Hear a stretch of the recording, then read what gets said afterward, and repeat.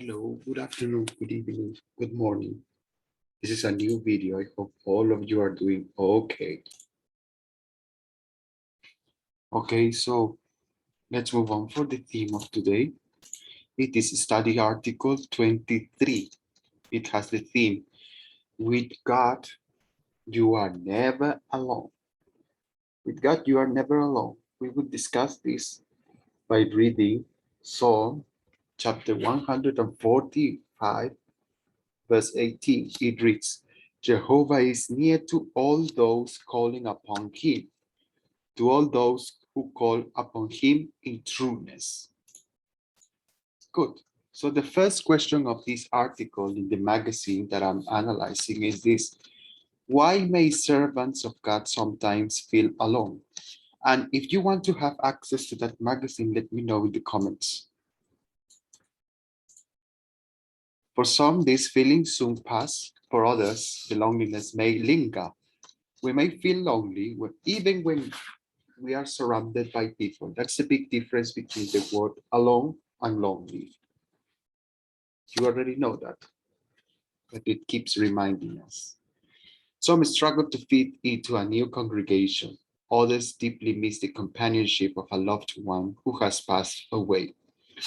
Talking about the layout of the article, I must say that in 2012, it came an arrangement of the simplified edition of the magazine. The problem with that was that, not problem, for us, the public who obtained that, it was not a problem. It was a blessing for us who were learning the language. The problem for the publishers, for the ones who print the publication, who prepared the magazine, was that they needed to do double job. First, to prepare the article, and then to transform it into a simplified, more simple language for us, the ones who are learning English. It was a good arrangement, but they canceled it in 2019. 2019, yes, they canceled it. Now we have just one magazine. Now that I'm reading the difference between alone and lonely, I remember that good arrangement that used to have. You have big pictures, you have expressions explained. Ooh, everything was good in those years with the simplified edition. Now it's done. Now we have just one magazine. About this, to fit into a new congregation, I must say that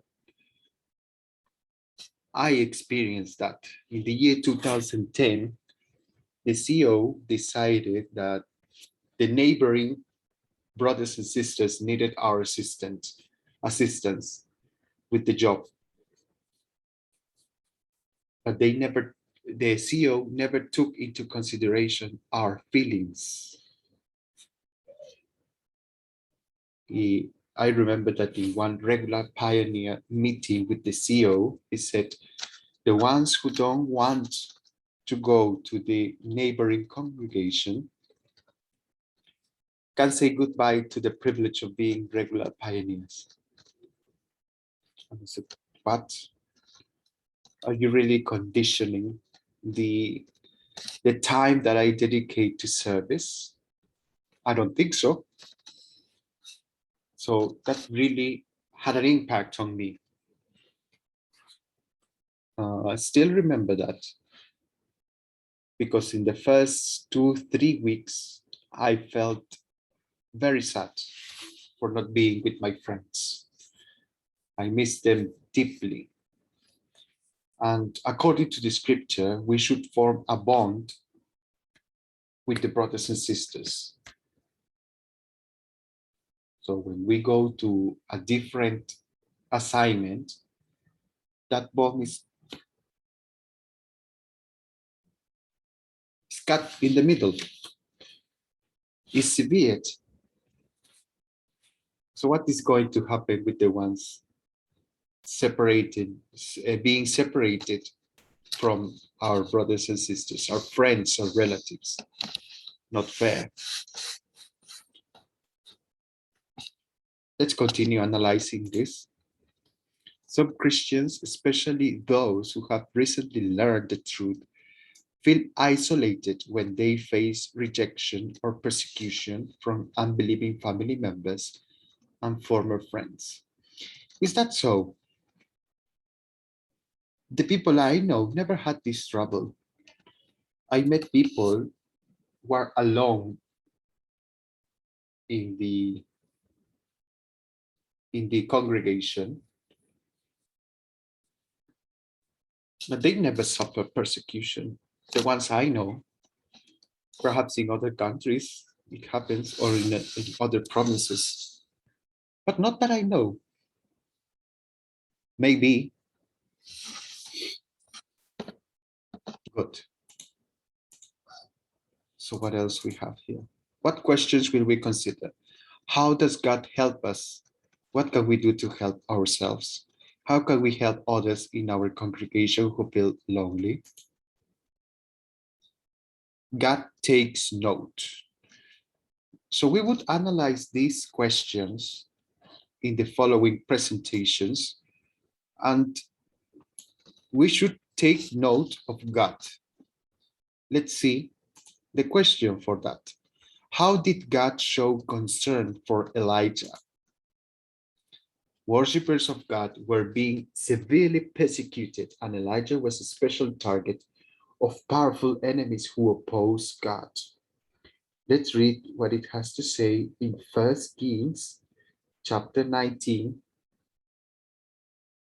1 Kings chapter 19, verse 1 to 18. Let's read what it has to say. It says, Then Ahab told Jezebel all that Elijah had done and all about how he had killed all the prophets with the sword. At that, Jezebel sent a message to Elijah, saying, So may the gods do, and so may they add to it, if at this time tomorrow I shall not make your soul like the soul of each one of them. And he became afraid. Consequently, he rose up and began to go for his soul, and came to Beersheba, which belongs to Judah. Then he left his attendant behind there, and he himself went into the wilderness a day's journey, and at length came and sat down under a certain broom tree. And he began to ask that his soul may die, and to say, It is enough now, O God, Jehovah, take my soul away, for I am no better than my forefathers. Finally, he lay down and fell asleep under the broom tree. But look, now an angel was touching him. Then he said to him, Rise up, eat. When he looked, why, there at his head was a round cake upon heated stones and a jug of water.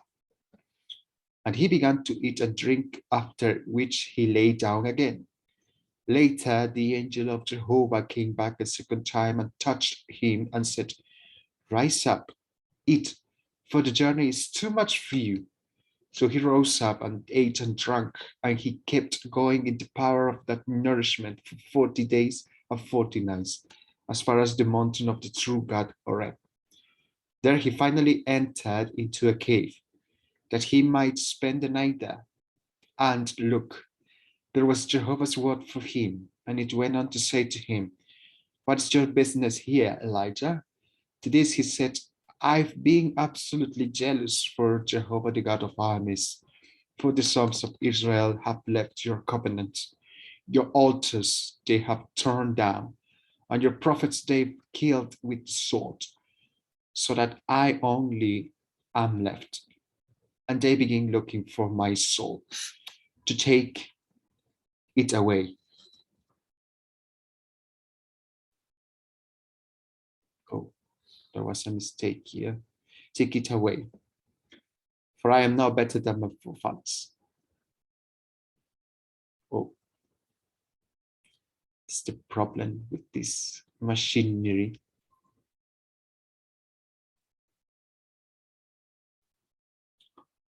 Yeah, but it said, go out, and you must stand on the mountain before Jehovah. And look, Jehovah was passing by, and a great and strong wind was rending mountains and breaking cracks before Jehovah. Jehovah was not in the wind. And after the wind, there was a quaking. Jehovah was not in the quaking. And after the quaking, there was a fire. Jehovah was not in the fire. And after the fire, there was a calm, loud voice. And it came about that as soon as Elijah heard it, he immediately wrapped his face in his official garment and went out and stood at the entrance of the cave. And look, there was a voice for him. And it proceeded to say to him, what is your business here, Elijah? To this he said, I've been absolutely jealous for Jehovah, the God of armies. For the sons of Israel have left your covenant, your altars they have torn down, and your prophets they've killed with the sword, so that I only am left. And they begin looking for my soul to take it away. Jehovah now said to him, go, return on your ways to the wilderness of Damascus, and you must come in and anoint Asael as king over Syria, and Jehu, the grandson of Nimshi, you should anoint as king over Israel, and Elisha, the son of Shaphat from Abel Ola, you should anoint as prophet in place of you. And it must occur that the one escaping from Asael's war, Jehu will put to death, and the one escaping from Jehu's war, Elisha will put to death. And I have let 7,000 remain in Israel, all the knees that have not bent down to Baal, and every mouth that has not kissed him. So the problem here with Elijah was that he was left alone. He witnessed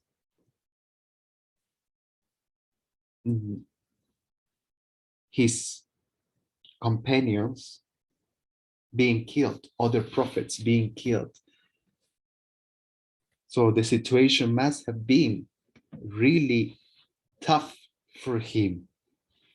I imagine myself with my co-workers being killed, and I am the only one being left alive. I would wish to be dead. Why? Because I am the only one. But as we have seen, God took note of Jehovah's feelings and Jehovah's needs, of Elijah's needs, sorry. So that's what I learned from that Bible account of First Kings. Now let's move to question 4. How does Mark chapter 10, verse 29 and 30 reflect God's concern for his servants who may lack the support of others? God understands that when we choose to serve him, some of us have to surrender a great deal. We will read now Mark chapter 10, verse 19 to 30. Mark chapter 10, verse 29 and 30.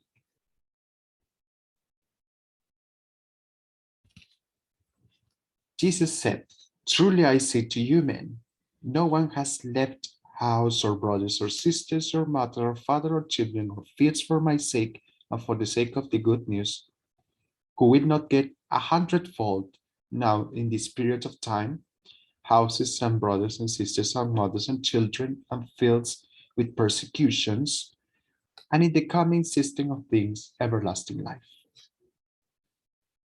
Okay, so we have a guarantee there from Jesus himself that whatever we may lose, we will obtain hundredfold, 100 times. Let's read Matthew chapter 19, verse 27. It reads, Then Peter said to him in reply, Look, we have left all things and follow you. What actually will there be for us? So we have there Peter asking of what benefit is to leave parents, family, work, everything. And Jesus replied in Mark chapter 10 that you would receive what you have left 100 times in the congregation and in the future everlasting life in a paradise. That's it. So let's move on to the next question. Oh, that may include the support of unbelieving relatives and former friends. Jesus warmly reassured his disciples that they would gain a vast spiritual family, and God, the head of our spiritual family, promises that he will support those who want to serve him. Let's read Psalms chapter 9, verse 10. Psalms chapter 9, verse 10. It reads, And those knowing your name will trust in you, for you will certainly not leave those looking for you, O Jehovah. But what if I live in a country that is uh, not really into religion, a communist country or a socialist country, like if I am in China or Russia? What would happen to me if I got that sincere desire to get to know God? Depends on where are you born. What can you do if you feel alone? Question 5.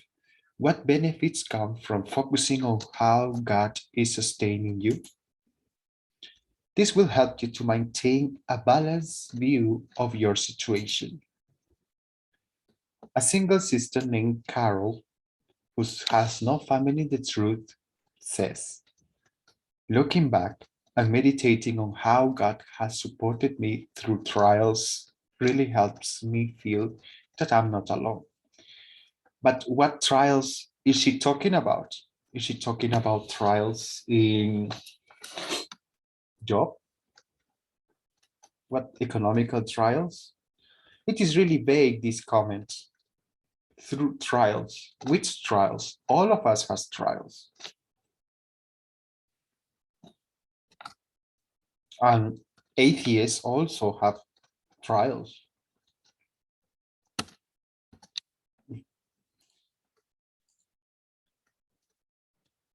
How can 1 Peter chapter 5, verse 9 to 10 encourage those who struggle with feelings of loneliness? Let's read 1 Peter chapter 5, verse 9 to 10. 1 Peter 5, 9 to 10. It reads, But take your stand against him, solid in the faith, knowing that the same things in the way of sufferings are being accomplished in the entire association of your brothers in the world. But after you have suffered a little while, the God of all undeserved kindness, who called you to his everlasting glory in union with Christ, will himself finish your training. He will make you firm. He will make you strong. That is a song. Song number 60. It was in the previous book called Sing to Jehovah. Yeah, I remember that song. Everyone loved that song. And I must say, I like that song too. It has a powerful message. The music is touching. So you really get into the song. I remember that once my sister was expelled with no scriptural reason because in the first place, we don't have in the Bible the arrangement of judicial committees, or even worse, the disfellowshipping arrangement is not in the scriptures.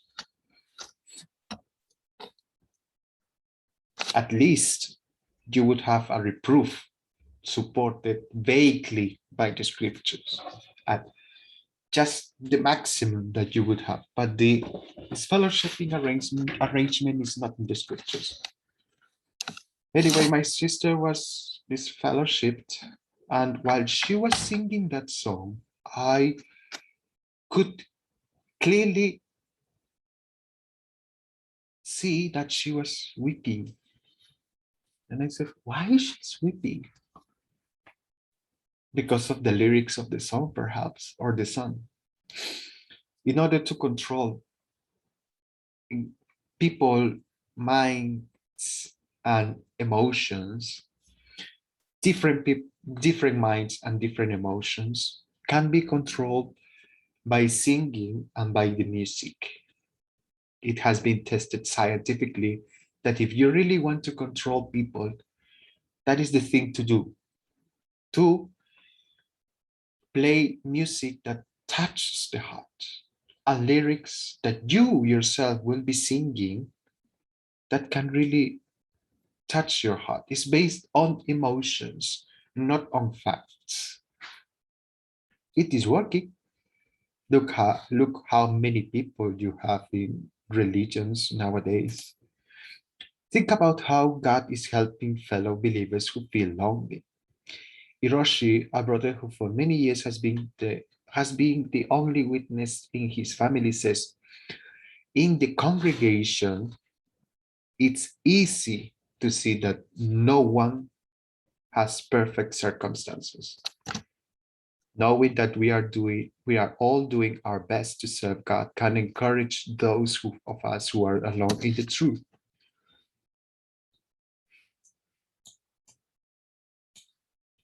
Would be perfect if he mentioned just one circumstance. He just says perfect circumstances. How does prayer help you? Maintain a good spiritual routine. This includes openly telling God how you feel. Let's read 1 Peter chapter 5, verse 7. I read it before, but it's good to keep reading it. While you throw all your anxiety upon him because he cares for you. Of course, God cares about you. No denial about that. Question 8. How does reading God's word and meditating on it help you? Read God's word regularly, meditating on specific accounts that highlight his love for you.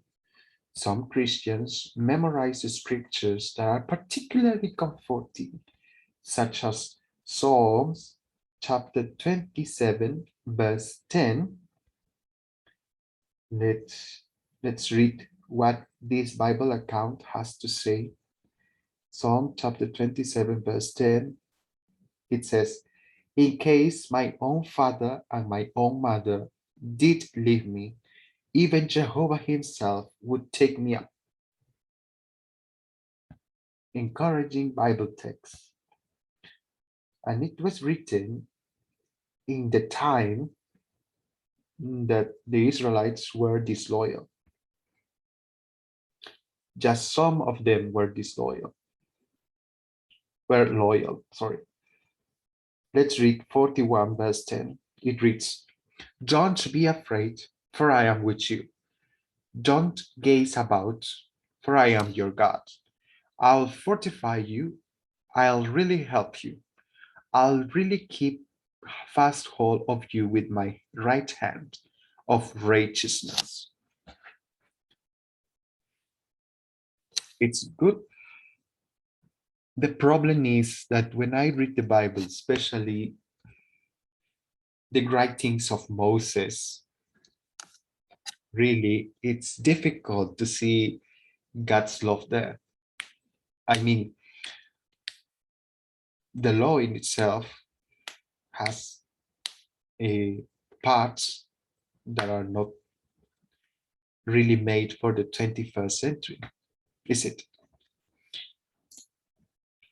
Question 9. How does attending meetings benefit you?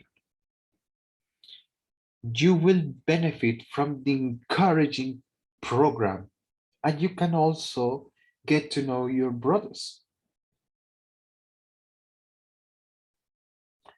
Hebrews chapter 10, verse 24 to 25. Let's read what it has to say.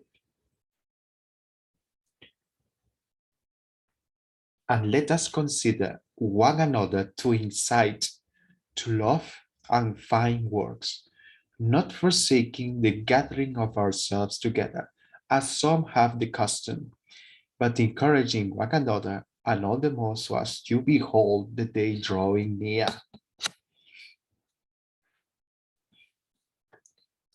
Yes, I must say that in my own experience, when you have serious doubts about life, about the Bible, you really can have the encouragement of other brothers and sisters.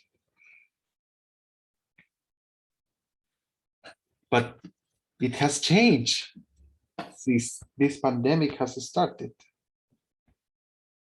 Question 10. Why is it important to build friendships with rightful Christians? Sorry for the mistake there. Seek out friends in the congregation whom you can learn from, even those whose age or background is different from yours. I believe I talked about using those words in a previous video.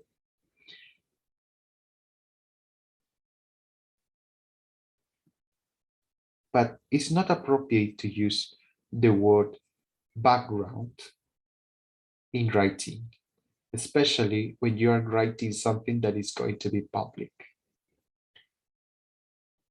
Job 12:12, it says, is there not wisdom among the aged and understanding in a length of days?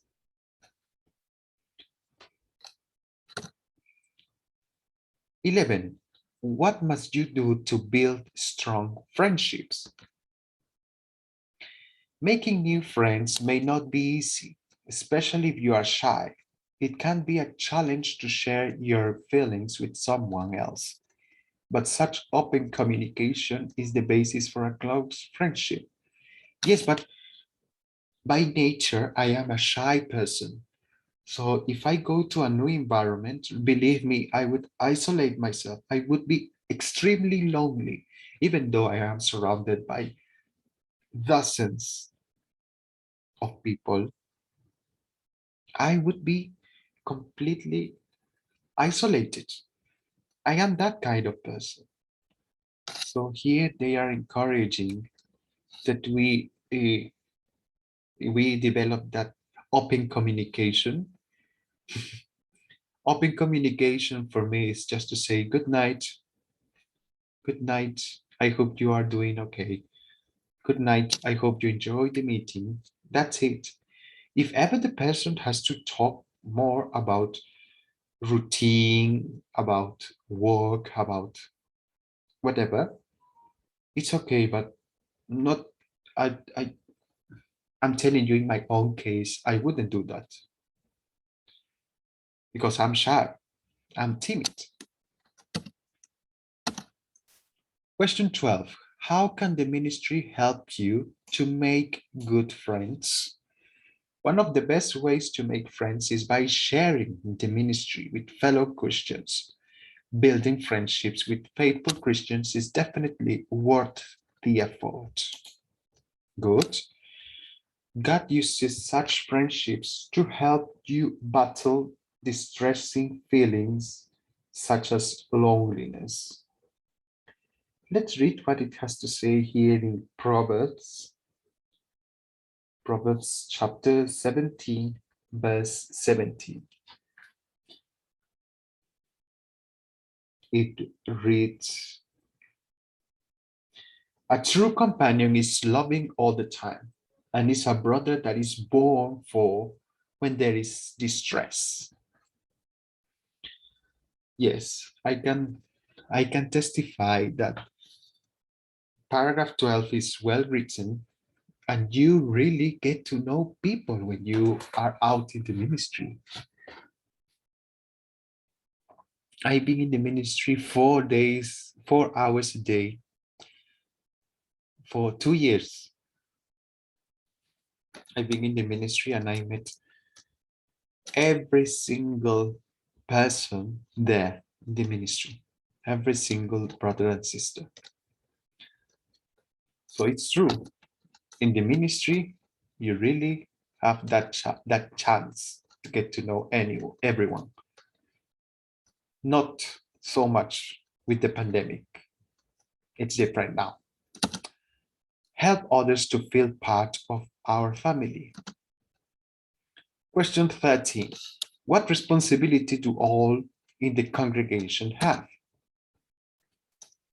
To contribute to a loving and peaceful environment where no one feels alone. Yes, that is the responsibility mainly of the elders. What we do and say can really make a difference. John chapter 13, verse 35.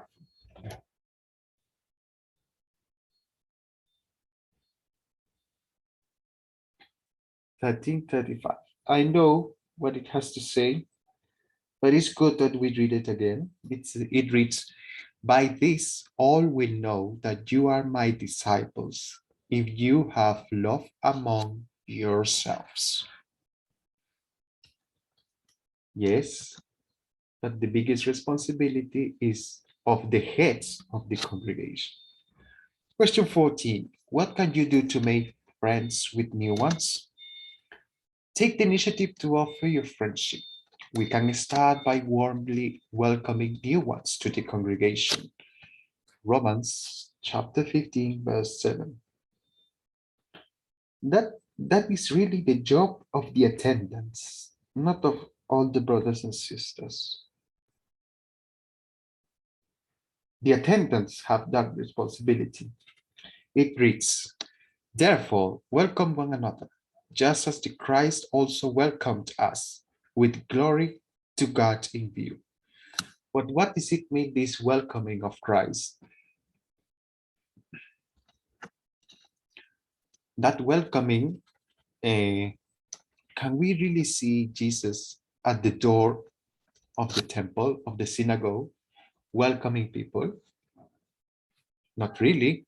So what does it mean that welcoming is not what we do as attendants in the Kingdom Hall?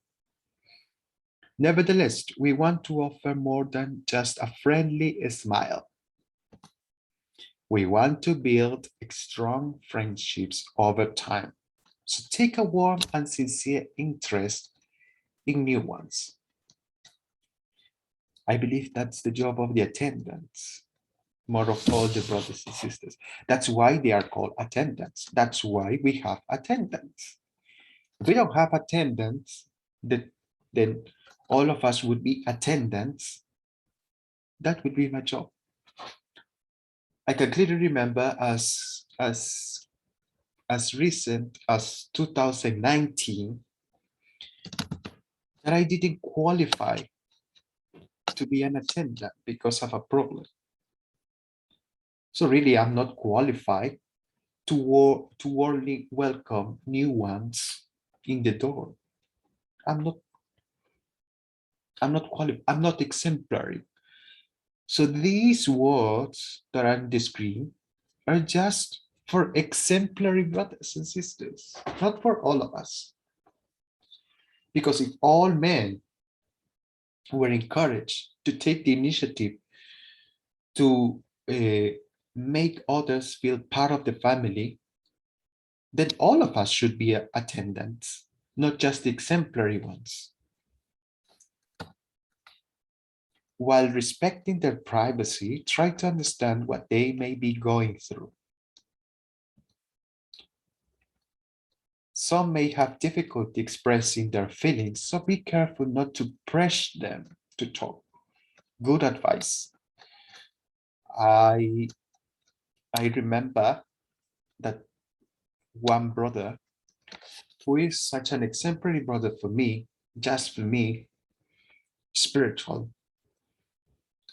He was too much into encouraging new ones. I remember that once a daughter of a Bible study arrived in the meeting, and he was pushing so much. Why don't you take the initiative to study the Bible? Why don't you read the Bible? Why did you come so often here? Why did you come here? So I was like, oh, I wish I'm not him now. Question 15. How can mature Christian help others in the congregation? All in the congregation will grow spiritually when mature Christians, especially the elders, take an interest in them. Mauricio, a young brother who felt abandoned when his Bible teacher left the truth, relates. The elders' personal interest in me made a big difference. They regularly talked to me. They walked with me in the ministry, shared with me gems from their personal Bible study, and even played sports with me.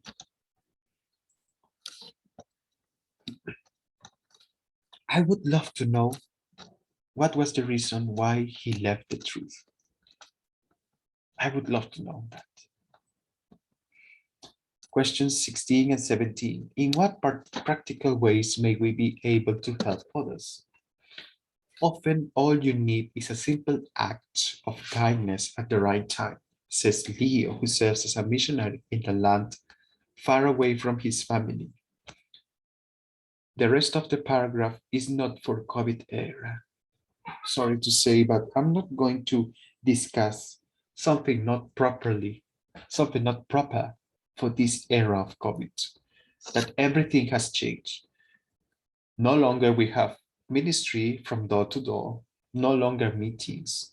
What we have is an imitation of that in Zoom meetings, but we have a big trouble with Zoom meetings. Nothing replaces face-to-face contact, face-to-face visual. Like me, for example, I wish to be in front of you right now, but I cannot because you are in a different place. But I'm not a religion. And the thing that we are no longer going from door to door to preach the message. Do you really believe that everyone is welcoming you on the telephone or by letter? Do you really believe that is going to work?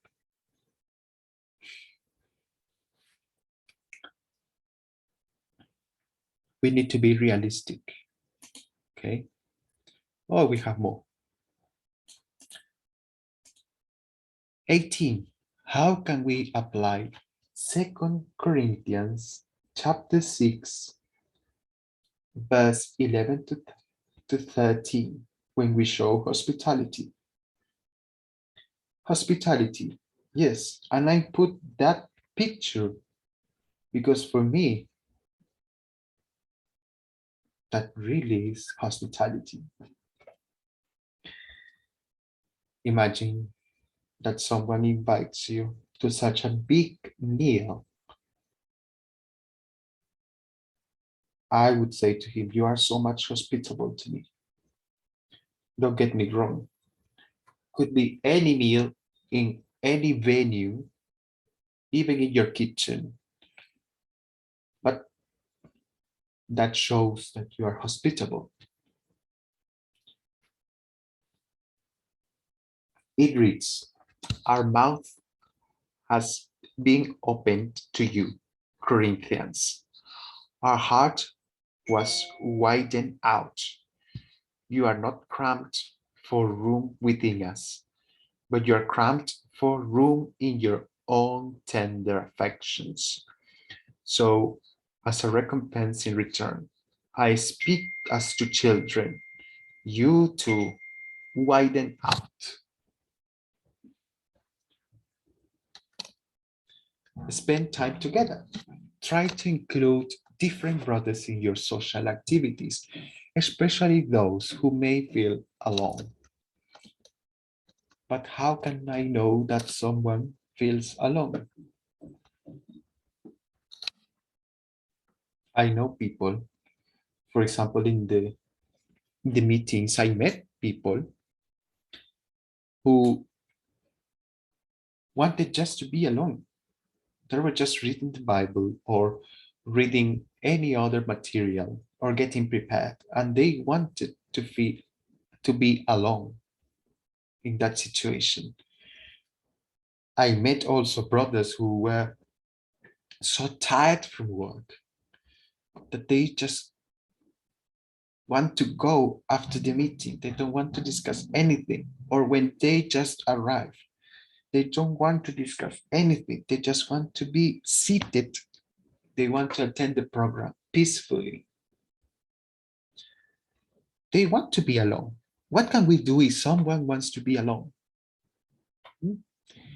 Of course, that is not all. Maybe one or two people in the whole meeting. That is why it says try. In my personal case, when I do an activity or a meal, I try to invite everyone. 19. When might spending time with fellow Christians be especially helpful? Some may find it difficult to be around unbelieving relatives during holidays. Others may find certain dates, such as the anniversary of the death of a loved one, very painful. Philippians chapter 2, verse 20. Let's read what it has to say. 2:20, it reads, for I have no one else of a disposition. Oh, 2:20. For I have no one else of a disposition like his who will genuinely care for the things pertaining to you.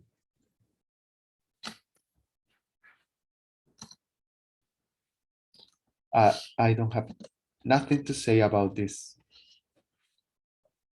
paragraph and Bible verse. I believe they don't have relation between each other.